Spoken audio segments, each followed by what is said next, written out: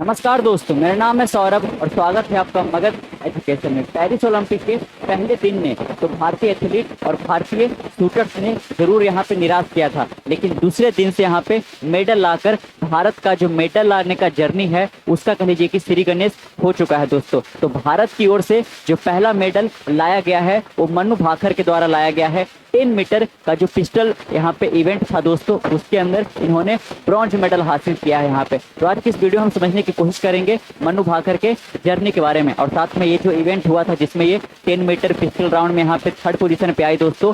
0.1 point से केवल चूक गई, अदरवाइज ये सिल्वर मेडल लेके आती है यहाँ पे, है ना। इसके बाद यहाँ पे प्रधानमंत्री नरेंद्र मोदी ने भी यहाँ पे इनसे बात की वगैरह, यहाँ पे कांग्रेचुलेशन का पूरा इस तरीके से यहाँ पे एक तरीके से इनको मिल रहा है। और हम साथ में देखेंगे कि इंडियन शूटर्स यहाँ पे जो है वो पिछले ओलंपिक में किस तरीके से परफॉर्मेंस किए हैं। और साथ में आपको बता दें यहाँ पे कि मेडल जीत कर यहाँ पे कह लीजिए कि शूटिंग के अंदर ये पहली वुमेन बन गई है दोस्तों। अब तक अगर जो शूटिंग की बात करें तो टोटल 5 मेडल ही यहाँ पे लाए गए हैं यहाँ पे, उसमें से 4 के 4 जो पहले के थे वो पुरुषों के द्वारा लाया गया था, लेकिन पहली बार किसी वुमेन यहाँ पे कह लीजिए कि शूटर ने यहाँ पे मेडल हासिल किया है। देख सकते हो आप पेरिस ओलंपिक 2024 डे 2 हाईलाइट दोस्तों। पहले दिन यहाँ पे शूटर का यहाँ पे जो परफॉर्मेंस था उतना अच्छा नहीं था दोस्तों। अच्छा, एक बार और यहाँ पे बात कर लेते हैं टोटल जो कंटीजेंट है, यानी कि टोटल इंडिया की ओर से जो प्लेयर खेलने के लिए गए हैं अलग अलग डिसिप्लिन के अंदर, अलग अलग यहाँ पे स्पोर्ट्स इवेंट के अंदर जो खेलेंगे, इनका टोटल नंबर कितना है दोस्तों? 117 है। उसमें से किस कैटेगरी में सबसे ज्यादा गए हैं?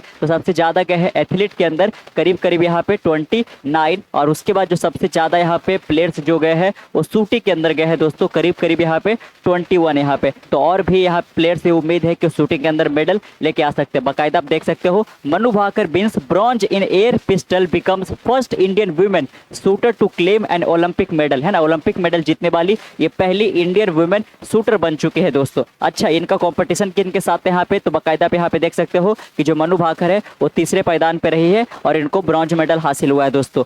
इनके साथ जो कॉम्पिटिशन में थे और उनको जो मेडल मिला है उसमें पे फर्स्ट पायदान पे और सेकंड पायदान पे दोनों यहाँ पे कोरिया से बिलोंग करती है। लेकिन आपको जानकर हैरानी होगा यहाँ पे कि ये जो किम येजी करके जो सेकंड पायदान पे आई दोस्तों, इनसे जो मनु भाकर थी महज 0.1 पॉइंट से यहाँ पे पीछे रह गई। बताता हूँ कैसे। यहाँ पे आपको बता दे कि ये जो 10 मीटर का पिस्टल वुमेन फाइनल यहाँ पे हुआ था दोस्तों, इसमें टोटल जो यहाँ पे शॉट्स लेने थे वो 60 शॉट्स लेना था, है ना। ध्यान रखिएगा, टोटल कितना शॉट्स लेना था? 60 शॉट्स लेना था। और ये टोटल 6 राउंड में कंप्लीट होना था दोस्तों। कितना राउंड में कंप्लीट होगा? 6 राउंड में यहाँ पे कंप्लीट होना था,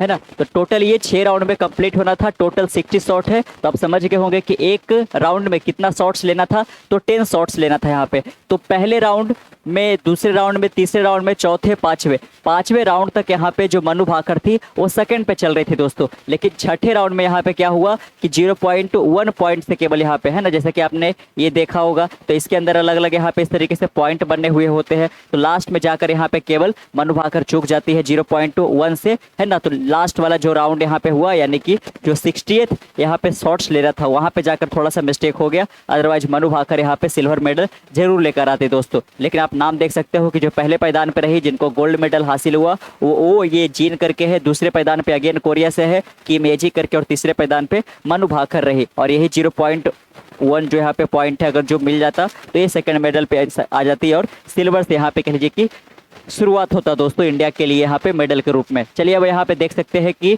जो शूटर्स का यहाँ पे इतिहास रहा है वो ये ओलंपिक्स के अंदर वो कैसा रहा है दोस्तों। तब बाकायदा आप यहाँ पे देख सकते हो कि इस लिस्ट में यहाँ पे सबसे पहले तो लिस्ट काफी छोटा है दोस्तों। महज 5 ही शूटर जो है वो कह लीजिए कि ओलंपिक के अंदर मेडल लेके आ पाए हैं दोस्तों। इसमें से आप देख सकते हो मनु भाकर का भी नाम यहाँ पे जुड़ गया है पहली वुमेन शूटर के रूप में। यहाँ पे जो पहला यहाँ पे शूटिंग के अंदर मेडल लाया गया था दोस्तों, वो एथेंस ओलंपिक जो हुआ था 2004 में, उसमें लाया गया था। इसमें कौन लेके आए थे? तो ये जो राजवर्धन सिंह राठौर है, उन्होंने मेंस डबल ट्रैप के अंदर सिल्वर मेडल हासिल किया था एथेंस 2004 के ओलंपिक में। जो दूसरा मेडल लाया गया था और यहाँ पे एक तरीके से कह लीजिए कि इतिहास रच दिया गया था अभिनव बिंद्रा के द्वारा यहाँ पे मेंस 10 मीटर एयर राइफल। तो आप है ना ध्यान रखिएगा कि जो मनु भाकर है वो भी 10 मीटर एयर राइफल में ही यहाँ पे कॉम्पीट कर रही थी, और जो अभिनव बिंद्रा है वो भी 10 मीटर एयर राइफल में, बस ये मेन में थे और ये जो मनु भाकर है वो विमेन में थी दोस्तों। लेकिन जो अभिनव बिंद्रा को हासिल हुआ था वो गोल्ड मेडल हासिल हुआ था यहाँ पे बीजिंग 2008 के ओलंपिक में। उसके बाद फिर तीसरे यहाँ पे कह लीजिए कि बार लाया गया था गगन नारंग के द्वारा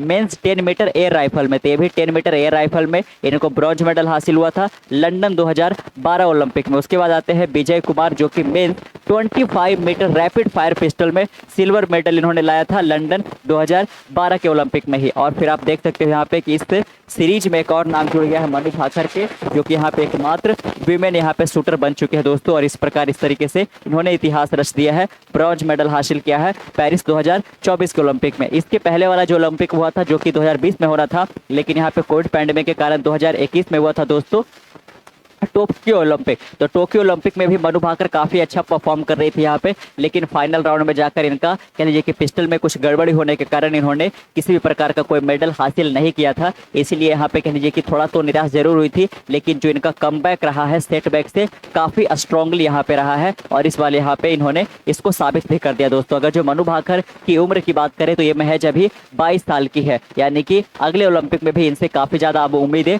बढ़ गई है दोस्तों। यहाँ पे जो लास्ट वाला ओलंपिक हुआ था इसमें इनकी एज जो थी महज 19 वर्ष के यहाँ पे थी दोस्तों। और साथ में कॉमनवेल्थ गेम वगैरह एशियन गेम में इनका परफॉर्मेंस काफ़ी उम्दा किस्म का रहा है दोस्तों, है ना। चलिए अब आप यहाँ पे और देख सकते हो कि जो टोटल यहाँ पे कंटीजेंट है इंडिया की ओर से 117 भेजे गए हैं, लेकिन लास्ट टाइम कितना भेजा गया था तो 121 भेजा गया था दोस्तों। ऐसा इसलिए इस बार कम हुआ है क्योंकि जो इंडिया की विमेन हॉकी टीम है दोस्तों वो क्वालिफाई इस ओलंपिक में कर ही नहीं पाई यहाँ पे। अदरवाइज इस बार का जो कंटीजेंट था यहाँ पे वो अब तक जो ओलंपिक्स में इंडिया की ओर से भेजे गए थे वो सबसे ज़्यादा हो जाता, लेकिन खैर अगली बार यहाँ पे इसको और ज़्यादा बढ़ाया जाएगा दोस्तों। अभी तक अगर जो हम बात करें जो भी इवेंट हुए हैं, जो भी यहाँ पे स्पोर्ट्स में हुआ है, अभी जो फर्स्ट पे चल रहा है दोस्तों वो जापान चल रहा है। जापान के पास टोटल यहाँ पे जो मेडल है वो 7 आ चुके हैं, जिसमें से 4 गोल्ड, 2 यहाँ पे सिल्वर दोस्तों और 1 यहाँ पे ब्रॉन्ज। वही ऑस्ट्रेलिया की बात की जाए तो इनका भी गोल्ड 4 ही है, लेकिन यहाँ पे सिल्वर 2 है और ब्रॉन्ज अभी 1 भी नहीं।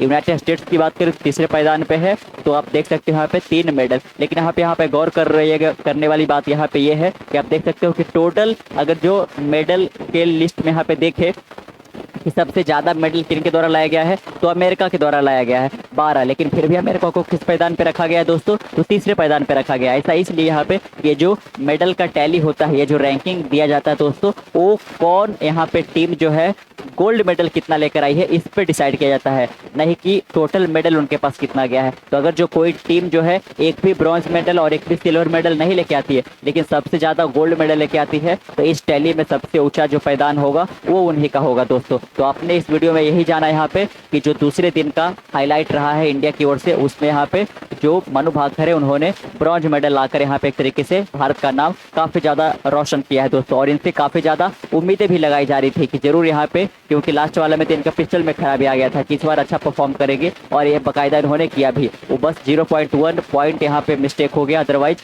ये सिल्वर मेडल लेके आती जरूर दोस्तों इसमें। और आप जानोगे कि पहले जो पायदान पे आई है उनसे भी ये बहुत पीछे नहीं रही थी, यानी कि चांस था तो गोल्ड मेडल तक लाने का यहाँ पे, लेकिन फिर भी ब्रॉन्ज मेडल भी यहाँ पे कह लीजिए कि अपने आप में एक बहुत बड़ी बात है ओलंपिक के अंदर मेडल लेके आने के लिए यहाँ पे। और आपने भी जाना यहाँ पे कि अब तक यहाँ पे शूटिंग के फील्ड के अंदर यहाँ पे केवल 4 ही यहाँ पे मेडल आए हुए थे, और चारों के चारों जो थे वो पुरुषों के द्वारा लाया गया था। लेकिन पहली बार किसी महिला ने यहाँ पे, किसी वुमेन शूटर्स ने यहाँ पे इंडिया को मेडल दिलाया है दोस्तों, जो कि काफ़ी और ज़्यादा यहाँ पे ये है। अब आगे आने वाले दिनों में यहाँ पे अलग अलग डिसिप्लिन के अंदर इंडिया की ओर से कितना यहाँ पे मेडल आ पाएगा ये देखना काफ़ी ज़्यादा दिलचस्प होगा। लेकिन आज जैसा कि आप बाकायदा लिस्ट में देख सकते हो यहाँ पे, है ना, रैंकिंग में भी आपने देखा कि अभी रैंकिंग इंडिया का कितना चल रहा है दोस्तों, तो इंडिया अभी 23 नंबर पे यहाँ पे है। लास्ट टाइम अगर जो बात करें तो इंडिया 48 पोजीशन पे रहा था। तो इस वर्ष यहाँ पे भी कयास लगाया जा रहा है कि क्या इंडिया अंडर 30 के अंदर अपना पहचान बना पाएगा कि नहीं बना पाएगा दोस्तों। तो आपको क्या लगता है यहाँ पे, और किन से आपको उम्मीदें हैं इस पर्टिकुलर ओलंपिक के अंदर कि वो मेडल लेके आ सकते हैं, नीचे कमेंट बॉक्स में जरूर बताइएगा। यहाँ पे